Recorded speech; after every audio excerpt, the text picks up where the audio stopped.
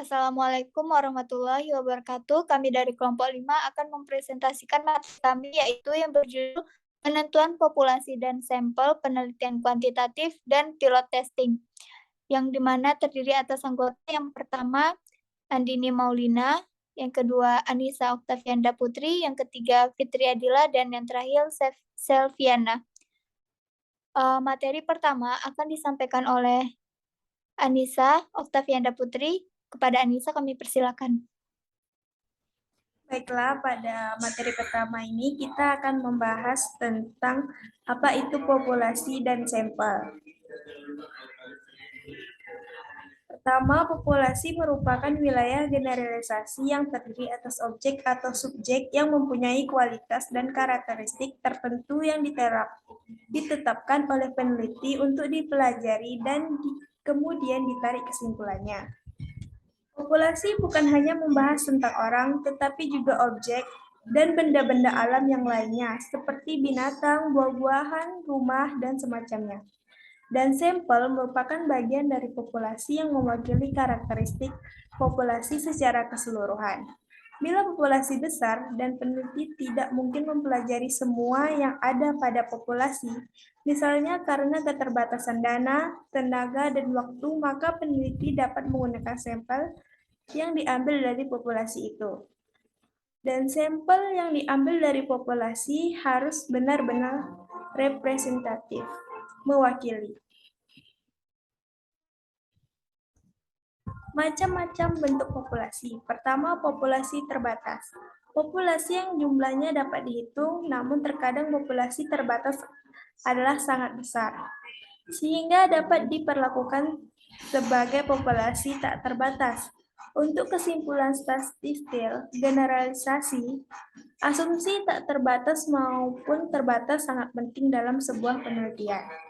Kedua, populasi yang tak terbatas. Populasi yang tidak mengharuskan untuk peneliti menghitung jumlah populasi secara keseluruhan. Contohnya, jika peneliti ingin menghitung jumlah bakteri pada tubuh pasien, jumlah ikan di laut, atau planet di jagat raya. Dan yang ketiga, populasi sasaran atau target. Populasi yang memiliki karakteristik khusus yang sesuai dengan tujuan dari penelitian itu sendiri. Baiklah, materi selanjutnya saya kembalikan kepada moderator.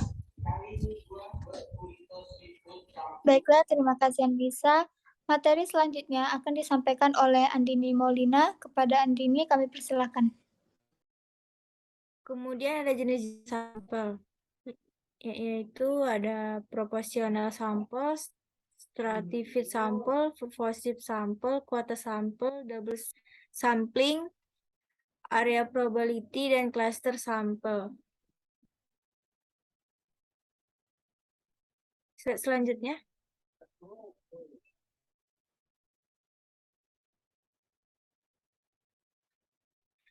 Kemudian saran sampel yang dikemukakan oleh Roscoe. Yang pertama, ada ukuran sampel yang layak dalam penelitian adalah antara 300 sampai dengan 500.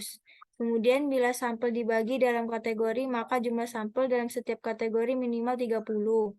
Bila dalam penelitian akan melakukan analisis dengan multivariat korelasi atau regresi ganda misalnya, maka jumlah sampel minimal sekali dari jumlah variabel teliti, misalnya variabel penelitiannya 5, independen tambah dependen, maka jumlah anggota sampel sama dengan 5 kali 10 sama dengan 50.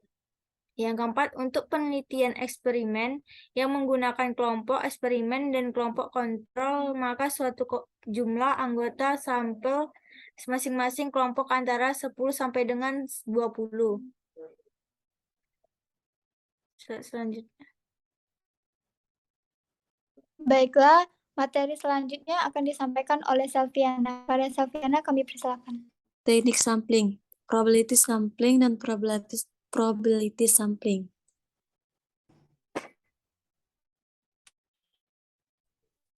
Probability sampling, simple random sampling, pengambilan anggota sampel dari populasi dilakukan secara acak tanpa memperhatikan rata yang ada dalam populasi itu.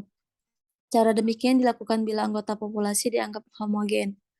Colonization fits random sampling. Teknik ini digunakan bila populasi mempunyai anggota atau unsur yang tidak homogen dan berserastra secara proporsional.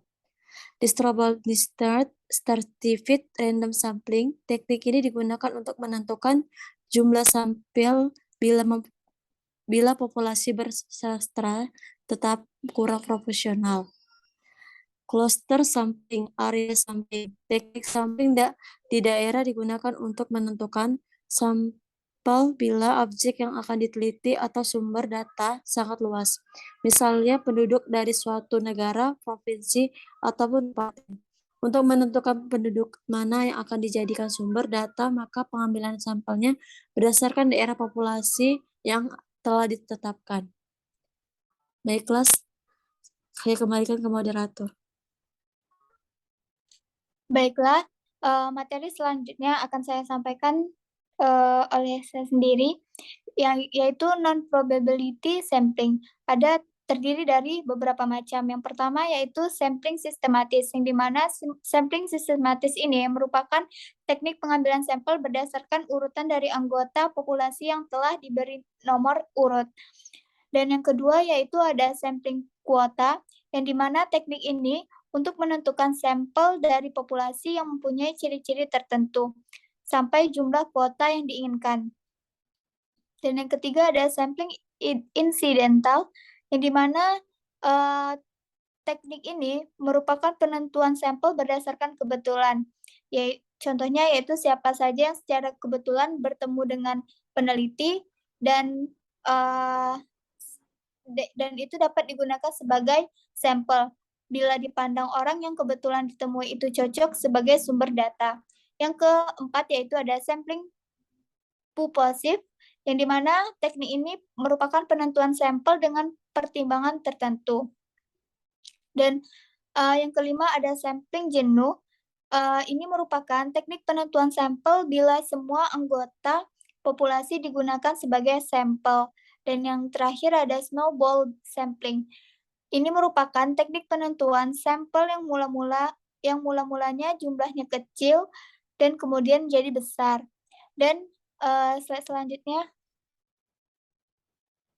Dan yang terakhir, materi terakhir yaitu ada pilot testing, yang dimana uji pilot ini merupakan studi kelayakan. Dalam pengertian ini, uji pilot sebuah versi kecil dari penelitian atau suatu percobaan atau trial run yang dilaksanakan sebagai persiapan bagi studi yang lebih besar. Kedua uji pilot juga adalah sebagai pengujian awal atau upaya coba-coba atas instrumen penelitian. Sasaran utama adalah meyakinkan untuk item-item kuesioner telah mencukupi, benar, dan dapat dipahami. Dapat disimpulkan, pengujian pilot merupakan tahapan yang sangat penting di dalam sebuah penelitian.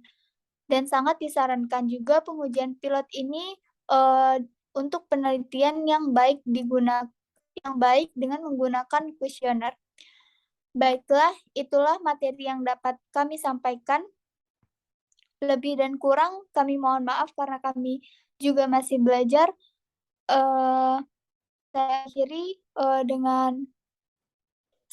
dengan Assalamualaikum warahmatullahi wabarakatuh. Terima kasih. Waalaikumsalam warahmatullahi wabarakatuh. Waalaikumsalam warahmatullahi wabarakatuh.